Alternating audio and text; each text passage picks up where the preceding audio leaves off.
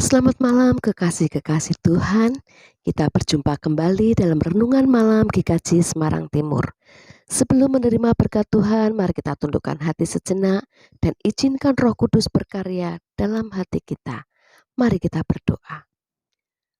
Bapa yang Maha Kasih, Allah yang mengetahui segala pergumulan hidup kami, bahkan apa yang tidak terucap dan jauh tersembunyi di dalam hati kami.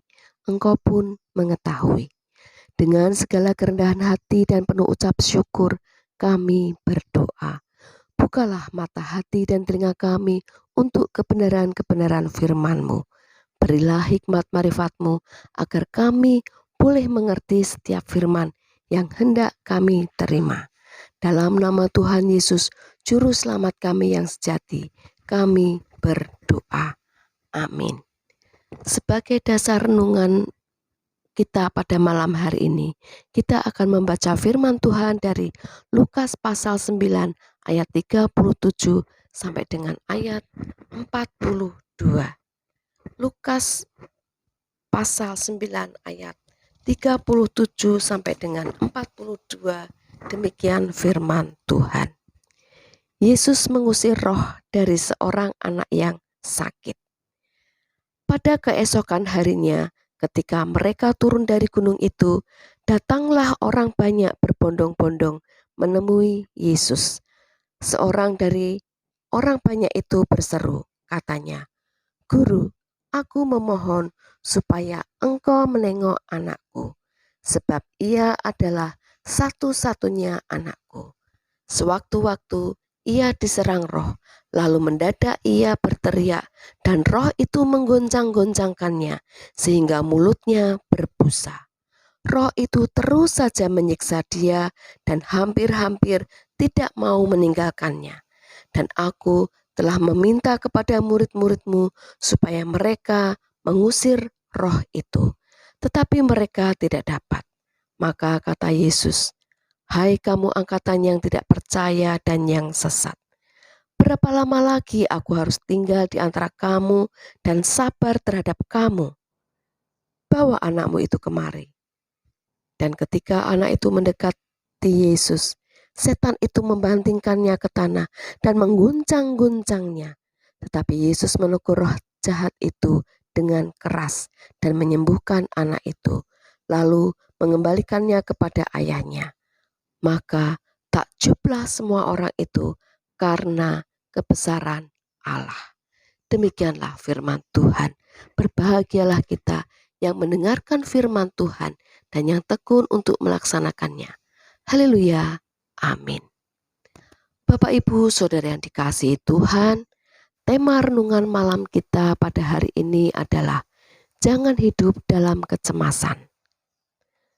Ketika kita sedang diperhadapkan pada suatu kondisi yang sulit, sering kali kita merasa cemas, was-was.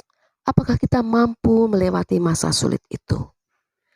Pada saat kita mengalami pandemi COVID-19, kita pun takut dan cemas. Pada saat harga-harga mulai merayap naik, kita cemas apakah kita bisa mencukupkan segala kebutuhan hidup kita.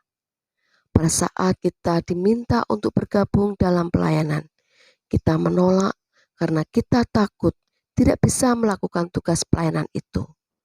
Ketika anak-anak sekolah menghadapi ulangan atau ujian, mereka cemas, jangan-jangan tidak lulus. Dan masih banyak kecemasan-kecemasan yang mungkin tengah kita alami. Berdasarkan pengalaman para murid di perikop yang tadi kita baca, para murid gagal menyembuhkan dan mengusir roh jahat yang menghinggapi anak itu karena kurang percaya pada kuasa yang Tuhan Yesus beri kepada mereka. Mari kita baca Lukas 9 ayat 41. Maka kata Yesus, "Hai kamu angkatan yang tidak percaya dan yang sesat, berapa lama lagi aku harus tinggal di antara kamu dan sabar terhadap kamu? Bawa anakmu itu kemari." Setelah membaca ayat ini, timbul dalam hati dan pikiran saya. Pertama, mengapa Tuhan Yesus menegur dengan keras, "Hai kamu angkatan yang sesat dan tidak percaya"?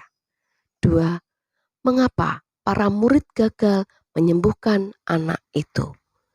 Bapak, Ibu, Saudara yang dikasihi Tuhan, sebelum Tuhan Yesus mengutus para murid untuk melakukan tugas pelayanan, Tuhan Yesus telah memberi kuasa kepada para murid untuk mengusir roh-roh jahat dan melenyapkan segala penyakit dan segala kelemahan, yaitu di Matius 10 ayat pertama. Tapi para murid gagal menyembuhkan anak itu, gagal mengusir roh jahat yang hinggap pada anak itu. Mengapa? Karena para murid kurang percaya pada kuasa yang sudah Tuhan Yesus berikan kepada mereka untuk mengusir roh-roh jahat dan melenyapkan segala penyakit dan kelemahan. Itu sebabnya Tuhan Yesus menyebut mereka, "Hai angkatan yang sesat dan tidak percaya." Bapak, Ibu, Saudara yang dikasihi Tuhan, saat ini apa yang membuat kita cemas? Mari kita cari tahu terlebih dahulu apa penyebabnya. Misalnya, anak sekolah yang akan menghadapi ujian atau ulangan. Mereka merasa cemas, jangan-jangan mereka akan gagal atau tidak lulus. Lantas, apa yang harus dilakukan? Ya, lakukan dahulu apa yang menjadi bagiannya. Pertama, belajar dengan sungguh-sungguh materi ujian atau materi ulangan. 2. Percaya akan kuasa yang Tuhan beri, yaitu Tuhan beri kemampuan untuk mengerjakan. 3. Percaya dan mengandalkan Tuhan bahwa Tuhan turut bekerja. Kalau sudah belajar dengan sungguh-sungguh, sudah berdoa dan percaya bahwa Tuhan menyertai dan memberkati, maka rasa cemas itu tidak perlu menghinggapi mereka. Tapi bagaimana kalau gagal? Para murid juga pernah gagal. Para murid gagal menyembuhkan anak itu, gagal mengusir roh jahat yang hinggap pada anak itu. Tapi ingat, Tuhan Yesus turun tangan untuk menyembuhkan anak itu, mengusir roh jahat yang hinggap pada anak itu. Nah, karena itu kita harus percaya dan mengandalkan Tuhan Yesus di segala aspek dalam kehidupan kita.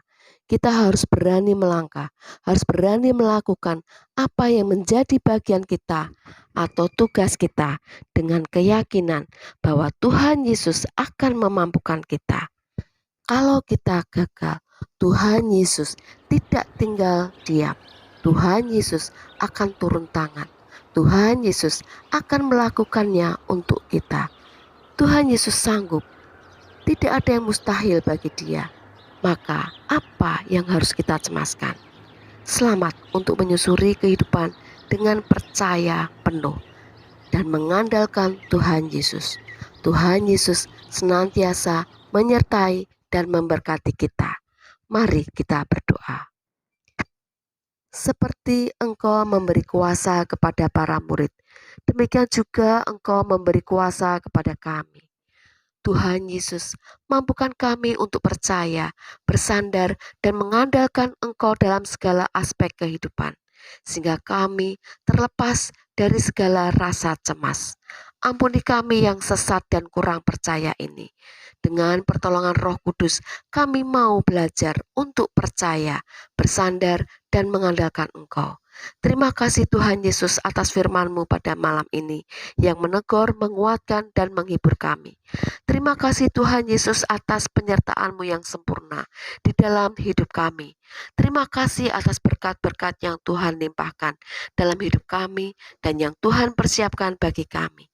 Terima kasih karena Tuhan telah dan akan menyembuhkan segala sakit penyakit kami dan saudara-saudara kami.